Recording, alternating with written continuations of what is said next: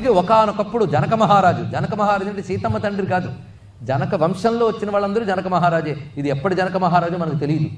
వాళ్ళందరినీ జనకులనే అంటూ ఉంటారు రాజపరంపరలో. ఒక జనకుడు ఆయన వేదాంత విద్య అప్పుడప్పుడే అధ్యయనం చేస్తున్నాడు. ఆయనకి ఏమనిపించిందంటే దేవుడు పూజించడం ఏమిటి, అంతటా ఒకటే ఆత్మ, ఆయనలో ఉన్నది నాలో ఉన్నది ఒకటే ఆత్మ, మరి జీవుడు ఏమిటి ఈశ్వరుడు ఏమిటి, అంతటా ఒకటే ఆత్మ గనక ఎవరిని ప్రత్యేకించి పూజించడం అవసరం లేదు అనేటువంటి భావనలోకి వెళ్ళిపోయాడు.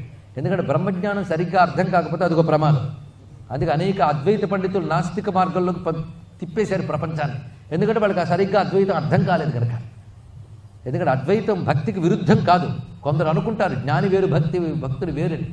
జ్ఞాన భక్తులు ఉంటారు కానీ జ్ఞాని వేరు భక్తి వేరు కాదు, తెలుసుకోండి. ఇక్కడ కొంతమంది భక్తి కాదండి జ్ఞానం అని, అప్పుడు భక్తి ఏదో పండిపోయినట్టు. ఇది లేదు అది అంతకన్నా లేదు. అందుకే జ్ఞానం ఉన్నవాడు భక్తిని నిరసించడు, భక్తి ఉన్నవాడు జ్ఞానాన్ని నిరసించడు.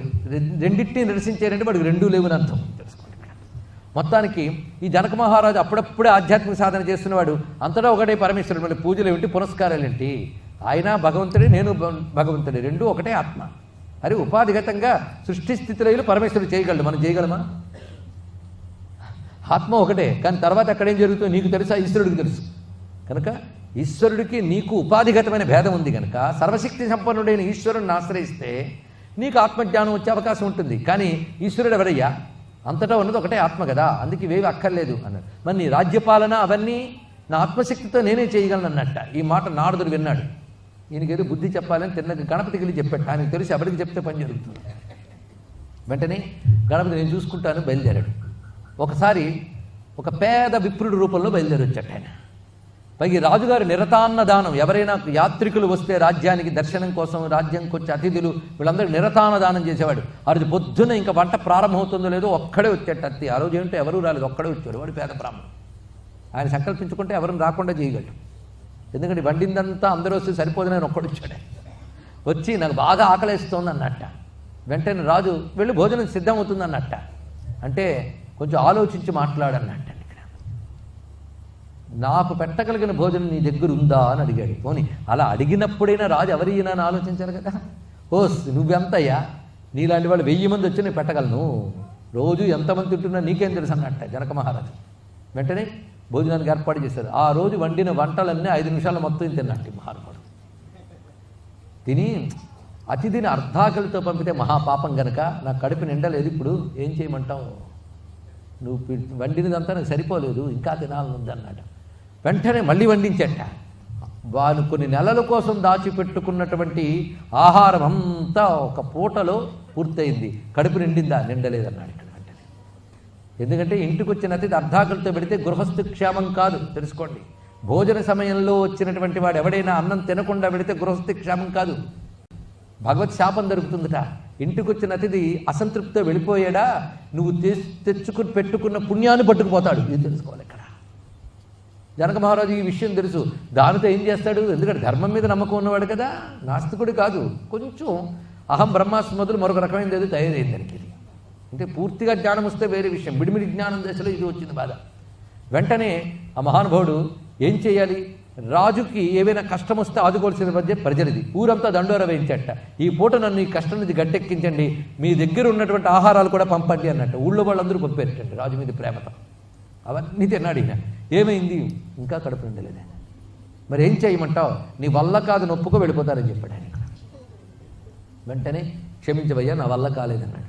అదే నేను ఎలా తృప్తి పొందుతానో చూసుకుంటాలే, నీ ఊళ్ళో ఎవడో ఒకడైనా పుణ్యాత్ముడు ఉండడా నా కడుపు నింపేవాడు అన్నట్టు. చూడండి ఇక్కడ ఎంత గొప్ప విశేషం. ఇక్కడ బయలుదేరి దీన్ని బట్టి మన దగ్గర ఉంది కదా ఎంత అని అహంకారం కూడదని చెప్పడం ఇందులో ఉన్నటువంటి ఆంతర్యం. ఇది ఎప్పుడు గుర్తుపెట్టుకోండి. ఇక్కడ మనం ఇది చేసాం అది చేసాం మనకేమిటని అహం ఎప్పుడూ కూడదు.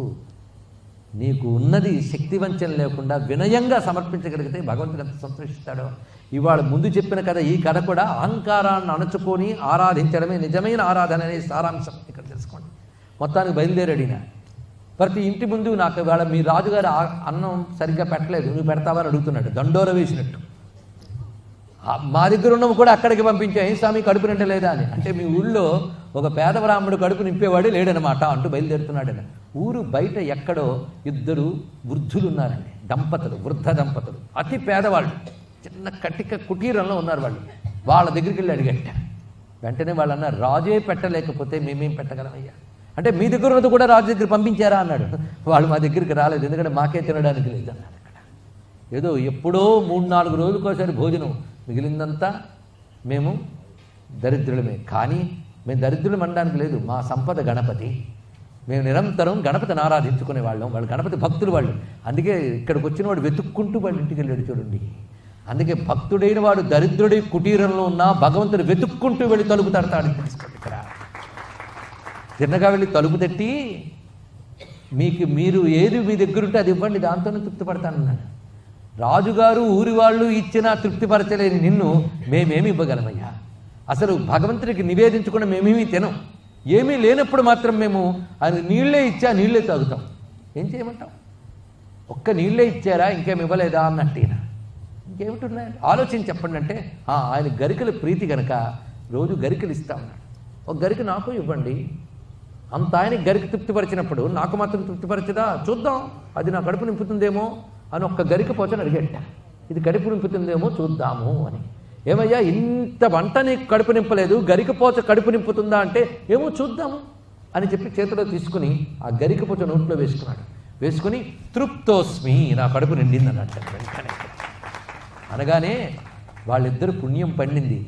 గరికపోచతో తృప్తిపడ్డావంటే నువ్వు పేద బ్రాహ్మడివి కావయ్యా, బ్రహ్మణస్పతివి, నువ్వు సాక్షాత్ గణపతివని ఉభయులు కూడాను ఆనంద పరవశులై స్వామి అనుగ్రహించాడని సాష్టాంగదండ ప్రణామాలు చేయగానే తన యొక్క మాయారూపాన్ని పరిత్యజించి జ్యోతిర్మయమైనటువంటి తన మహద్రూపాన్ని మహాకాయాన్ని వక్రతుండు ఒక్కసారి దర్శింపజేసి ఉభయుల్ని తనలో లీనం చేసుకున్నాడు. అక్కడ ఆడ తర్వాత జనక మహారాజు పశ్చాత్తప్తుడై నారదుల వారితో చెప్పుకున్నాడు, నా అహంకారం అణగిందయ్యా అని. వచ్చినవాడు ఎవడో కాదయ్యా గణపతి అని. మరి నాకు దర్శనం ఇవ్వలేదే అంటే, అక్కడున్న పేదవాడు ఒకడున్నాడు, ఆయన్ని అనుగ్రహించడానికి వెళ్ళి ఆయనకి దర్శనం ఇచ్చాడు.